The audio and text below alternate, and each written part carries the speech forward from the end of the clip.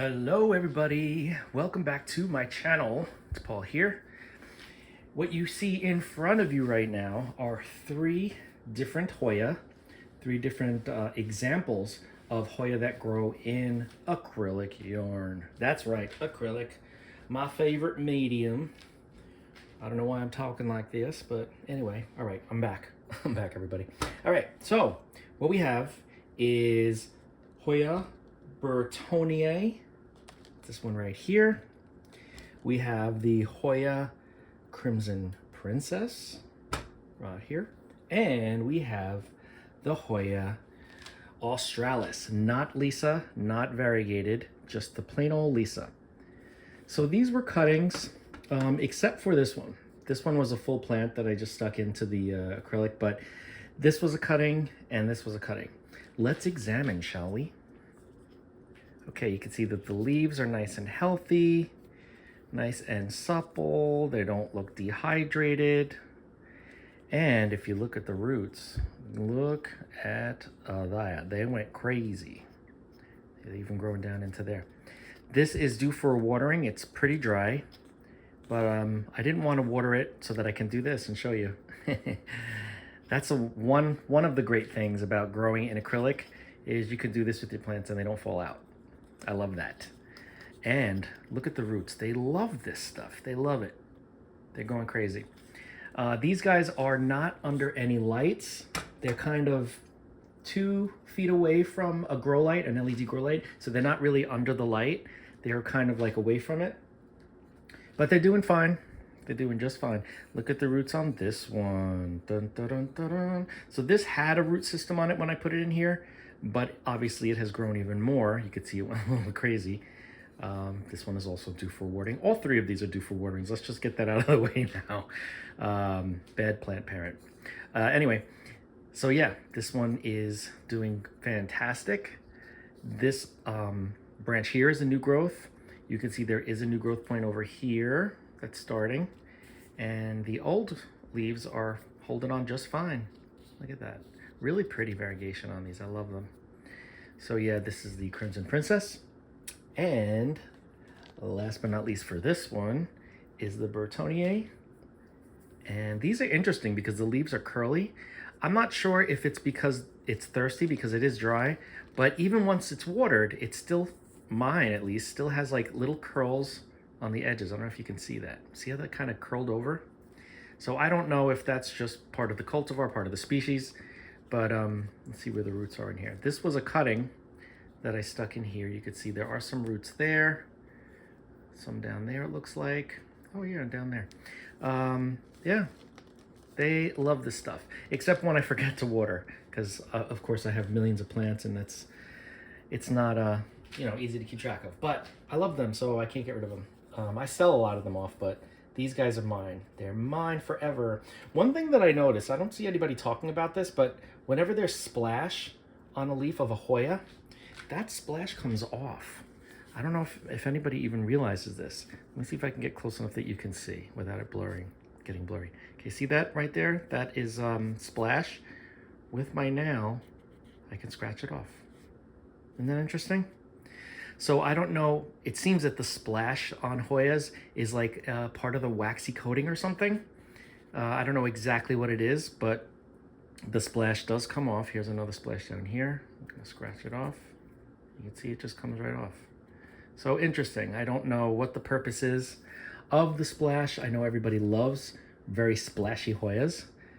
Some cultivars are even selectively, I don't want to say bred, but yeah, selectively bred, but also cuttings are taken selectively for lots of splash. So not exactly sure what the purpose is, but it does come off. It doesn't just rub off like if you rub it, like if you see these here, I'm rubbing it, it's not coming off. You kind of have to scratch it off. But anyway, just something I noticed, not that it really matters. But anyway, these guys, I typically, this one I can see there is some dampness. I don't know if you could see. Let's see if I can get the right light. You can see there is some moisture in here on the acrylic yarn. Anyway, I typically will let them dry, not completely, but just about dry out, and then I'll water it. I don't give enough feed, I already know that. but I would give feed every couple of weeks. And instead of putting it in the water, what I do is I water the plant, or and then I put drops, or I put drops and then I water the plant, so it kind of distributes. But yeah, I just use a little dropper of pre-mixed solution, high concentration, and just a couple of drops seem to do the trick. But I don't even give it feed regularly, which I probably will start to if I want to get some blooms, and also put it under the light for that as well. But these plants are relatively easy. Like, they've forgiven me for forgetting about them, so I'm sorry. Anyway, I'm talking to my plants again. So yeah, if you're growing in acrylic yarn, if you want to try it, I say it's definitely worth a shot. I want to make sure these aren't pests. These aren't bugs. No, they're not bugs. Little crispy pieces. Anyway, if you want to try growing in acrylic yarn, very, very, very easy. Make the chain. There is a video on that. Make sure that it's 100% acrylic. It's my favorite. I mean, you can get nylon and polyester, but 100% acrylic seems to work the best for me. And I use it in, oh my God, so many different plants.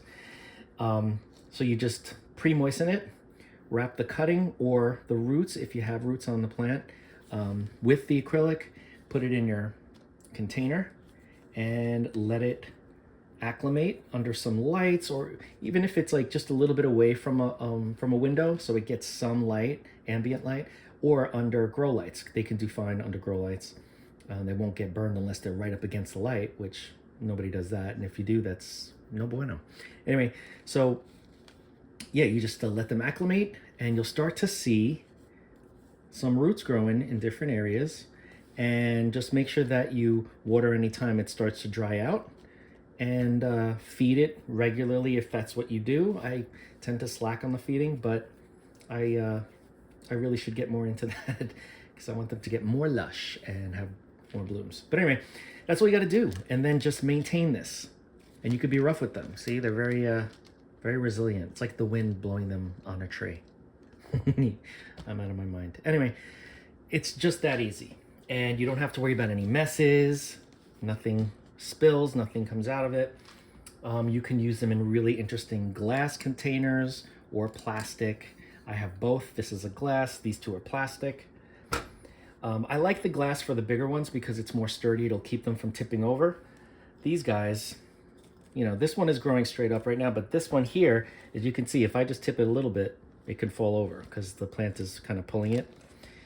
But I could always just stick this whole thing in like a mug or something. Anyway, very, very easy, very clean. You won't have a lot of fungus. I really don't have any problems at all with acrylic yarn, even not feeding them like I'm supposed to be. They're still just hanging out, you know what I mean? And even if the acrylic gets waterlogged, because it's an inorganic medium, it won't create root rot. It won't help root rot fester. Because the only thing organic is the plant, and it's not like there's spores or bacteria in this when you first plant in it, because it is inorganic. So that's all there is to it, guys. I love to show you guys my journey with the acrylic yarn growing because it's something really unique, something that I found is very effective for me, like extremely effective for me. And I want to share it in case anybody else is interested in growing plants in general with that medium, because I found it to be such a great solution for so many plants. Hoya, succulents, coleus, aroids, all kinds of plants. All kinds of plants do great in acrylic yarn. So if you have any questions about this method, just reach out as usual. Don't forget to like, comment, share, and subscribe. Hit that bell if you want to be notified. And I will see you in the next video.